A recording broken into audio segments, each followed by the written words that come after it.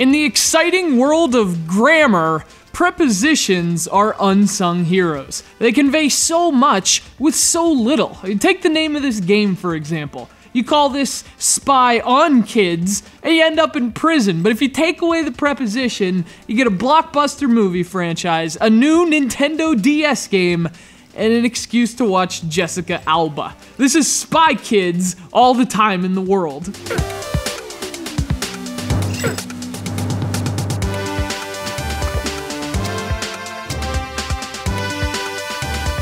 Released earlier this month, Spy Kids All the Time in the World is a 2D platformer, I guess loosely based on the new movie of the same name. I don't know, I've not seen it, and I have no plans on seeing it. You play as Rebecca and Cecil, kids who are attacked before leaving for school by some weirdo with a laser gun. It's fortunate then that their dog is actually a talking robot, and their cousin is a secret spy. Seriously, who writes this stuff? And why am I not writing major Hollywood motion pictures? You could write random nouns, adjectives, and verbs onto pieces of paper, put them in your hat, and pull them out at random, and reassemble them on a coffee table the best you can, and you'd be writing a comparable story to Spy Kids All the Time in the World. This is ridiculous.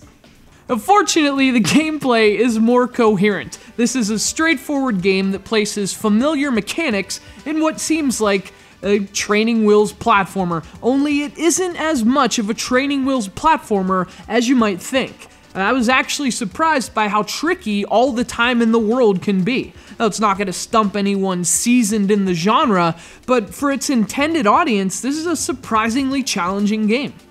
In fact, it's kind of like Bionic Commando for kids, in a sense. One of the characters does a double jump, but the other can use a rope to swing from the ceiling. That should be kind of familiar to old school platforming fans, and although this still isn't a game for them, it's at least something they can buy for their kids and know that they're indoctrinating them for future allegiance to much better games.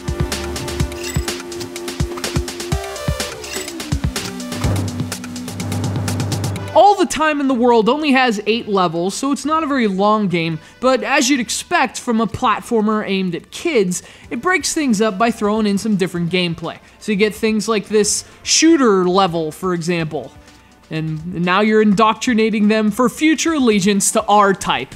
Well played, you are a good parent. So there's nothing in here you wouldn't expect, but what you might not expect is the quality level. All the Time in the World is actually kind of well made. The controls are solid, the platforming's alright. I mean, the team at OneNine Studios deserves some credit. It's always nice to see a developer make a solid product out of what should be a crappy licensed game. Now, I guess the movie is in 4D. I have no idea what that means. It's probably just marketing BS. So the game obviously has 2 fewer Ds, but if I had to add 2 more, I guess they'd be decent, and Jessica Alba doesn't start with a D. She's not in this game either, so I guess decent. I can't think of another D for Spy Kids All the Time in the World. D is for Derek. That's good enough for me.